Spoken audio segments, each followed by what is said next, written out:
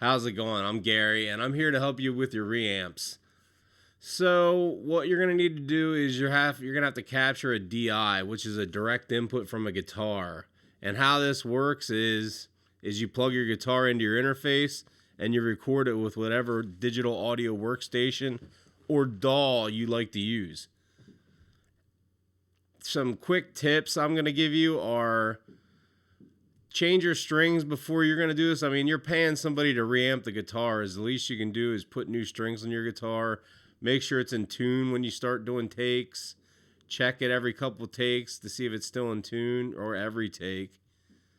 And, make sure it's basically set up, because the reamp is only going to be as good as the work you put into it to begin with. Like, I just got a reamp job from a band from Canada, and the guitar DIs were flawless. The guy just absolutely crushed it, and it turned out amazing. And you could tell that he knew what he was doing when he was recording the DIs.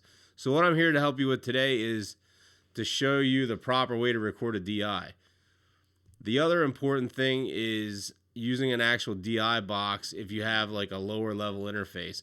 If you have an Apollo Twin, or you have an Audient ID, or if you have some higher end interface that has a pretty good DI in it, you're going to be fine.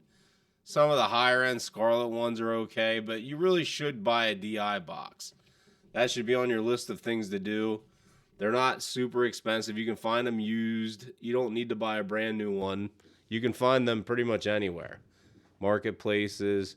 But what it does is it just guarantees that you're going to have the cleanest signal you can have, and there's just less problems that'll happen in between it.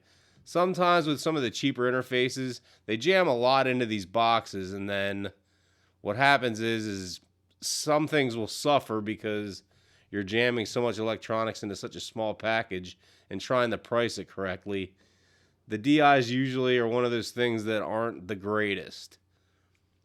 So you're definitely going to want to try to use a DI box. The second thing about the DI box is you don't want to run the DI box into the instrument jack on the front.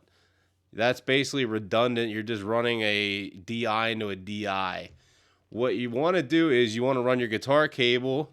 Here I got this Pro DI by Radial.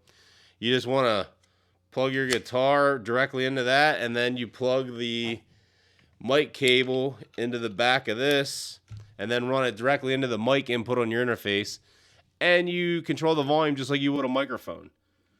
And it's going to make for the cleanest setup you got.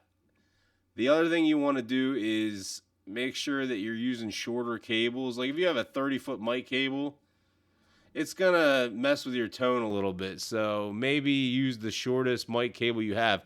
I have a bunch of 2 and 3 foot ones that I have laying around just for this reason, to make sure this is the shortest amount of space between signal. That's, people use buffers and things like that, but just, if you use a 10 or 20 foot guitar cable, it's not the end of the world. But if you have a 10-foot cable designated to just for home use, I would try to use that. So I guess without further ado, we're just going to dive right in here. This is what a DI sounds like that is properly recorded. The guitar playing is crap because it was me. I was just messing around. But regardless, check it out and listen to what the clean DI sounds like by itself. Here we go. You can see the transients are right in the middle somewhere. They're not completely clipping. The transients aren't clipping. It's not too quiet. There's plenty of meat to that. What you want to watch out for is you don't want to have these you don't want your DI to look like this. Like if it looks like that and it's clipping everywhere, that's not what you want. You want it somewhere in the middle, and you want to make sure that it's played cleanly. And the other thing you can do is you can play to an amp sim. Like I have this PRS Archon amp sim, and it's more fun. It's more fun that way because you can actually get in and dig into the guitar and get a feeling. Like here's another segment.